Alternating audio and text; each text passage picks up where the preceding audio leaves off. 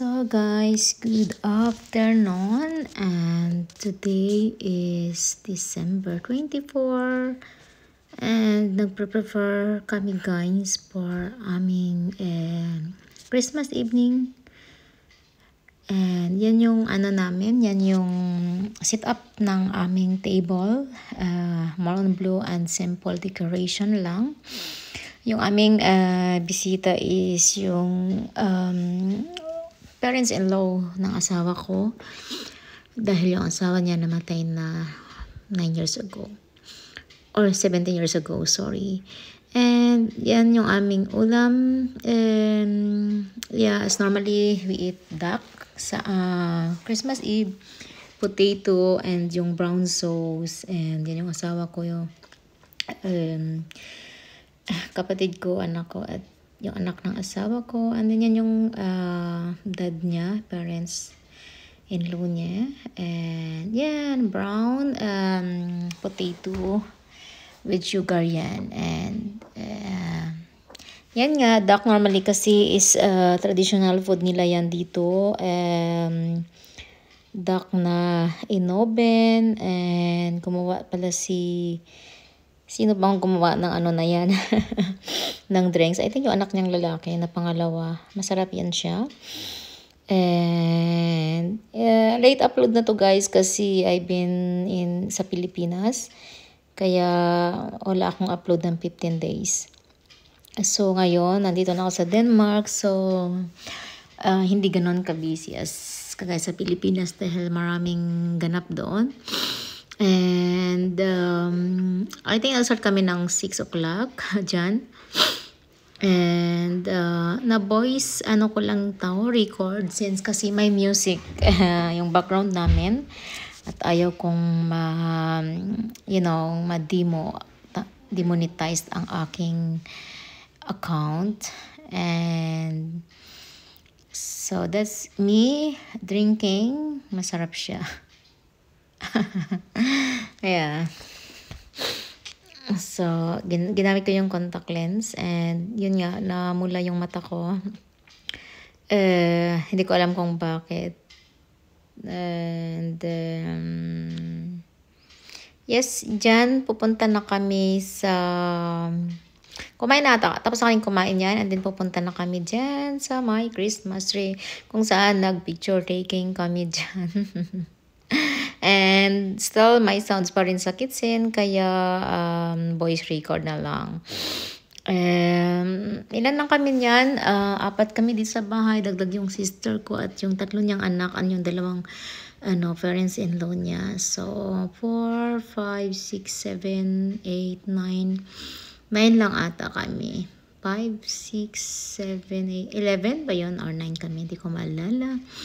Well, 5, 6, 7, 8, 9, 10. 10 pala. Di ba nakalimutan na. Yan, picture kami. Yan yung stepdaughter ko. And yan yung magkakanta kami dyan.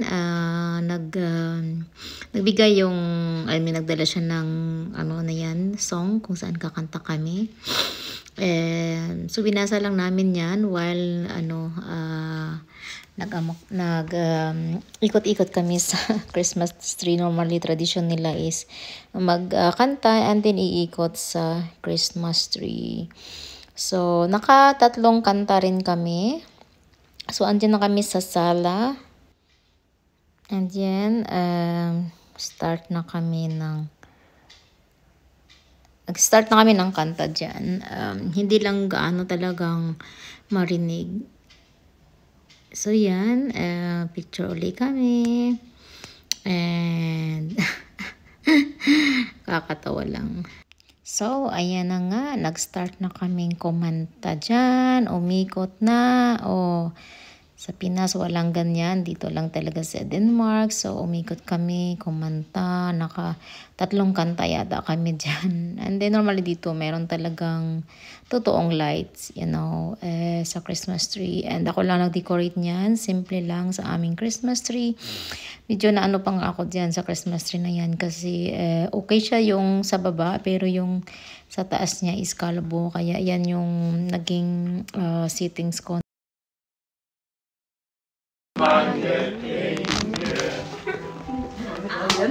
Hvorfor? Ja, det giver varmt. Jeg tager en mere, så synes jeg, det er slut. Så kan det akavet. Det skal være en, ligesom den her. Den kunne vi rent faktisk. Hvad er det for en, I vil have? Nu. Det skal være en, der er lidt. Så glad jul, dejlig jul, eller... Buhada. Det går langsomt. Vi ligesom, vi går for det første, det går langsomt, det er det værste, og så det er vi sådan for at lytte og høre. Og... Okay, this is Udløbhjerne. Forventet, det går rose. This one. If you wear it. Jeg tror jeg, det er fra mor. Det er som jeg gør. Wow.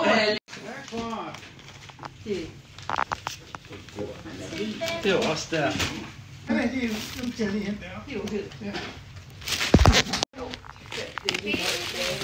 Yan. Oh, sana all. Hvor skal du starte med? I'm gonna start with this. Si ano oh.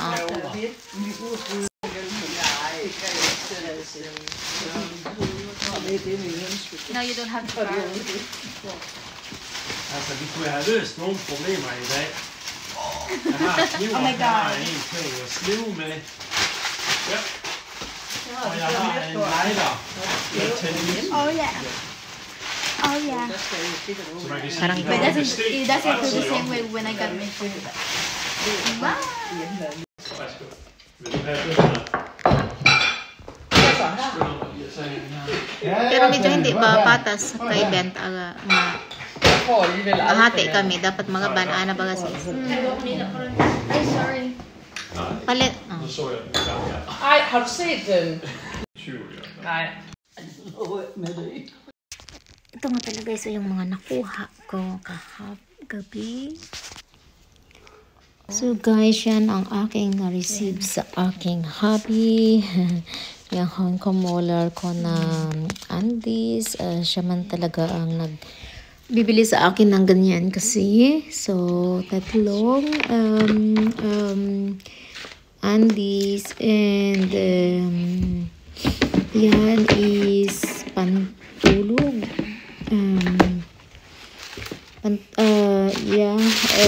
Bra set din siya and may pantulog pa yan siya.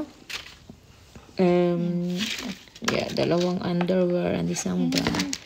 At isa may pantulog pa yan siya. And yan yung yan yung pantulog na yan siya. Terno. So, pwede mo din siya isuot pag dito lang sa bahay. Isa pang araw-araw. And yan yung bag ko na for you. Yan yung mascara na Elizabeth Arden, lotion, and yan yung hindi ko makita. Nung nasa Pinas ako. Nagamit ko siya pero hindi ko na siya nakita after. And then yan yung lip mask. And yan yung whitey na Elizabeth Arden ko saan binigay ko sa kapatid kong babae. At yan yung binigay ko sa nanay ko. Guys, kakatapos lang natin maligo. And time check is 6:30 ng gabi. And kumain ako and then nag-tidy up. And nag-ano ako guys, nag-cut ng gifts ng anak ko na mahaba sa kanya yung length. So, kinat ko yun at na-sewing ko and natahe. Yung mga gifts ko din and then yung baggage, finalized ko na yung hand carry ko and sa anak kong babae, nag-start na ako pero may natitira pa siyang damit na nakahang doon. Yan yung mga nakuha niya nung Christmas. Sa anak kong lalaki ang wala pa kasi wala siya dito, bukas pa siya darating. Pero nilabhan ko na yung mga damit niya para salpak na lang. And nilabas ko na din yung mga toiletries namin. Naka-prepare na. Mga toiletries namin. Kay hubby ko, nagawa ko na din. Yung kulang ko na lang sa kanya is yung passport niya. And bukas, bago ako pumuntang work, magdaan muna ako sa drugstore. Bibili ako ng gamot ko and yung para sa high blood and yung, what you can call it, yung cetirizine ko for allergy. Sometimes kasi may allergy ako sa dust at kung ano-ano pa.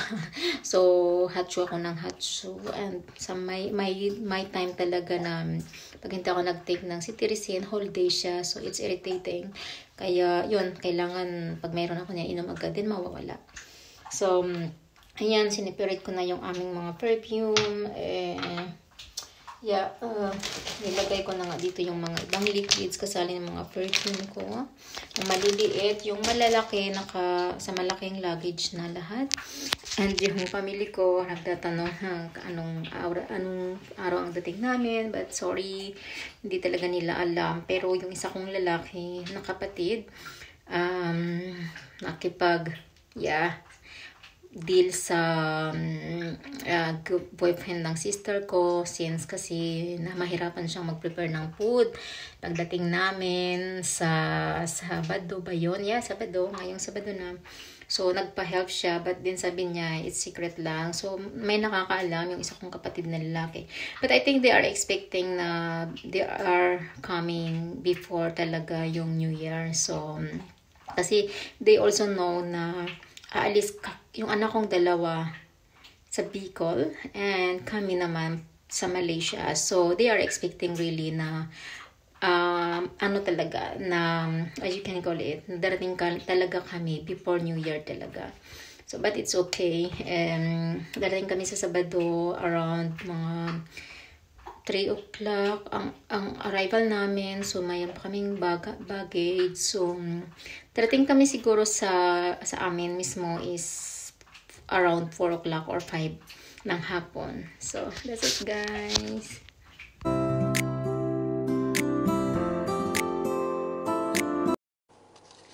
Good afternoon guys. Maligayang Pasko. Hindi ko na natapos yung aking vlog kagabi. So, yes,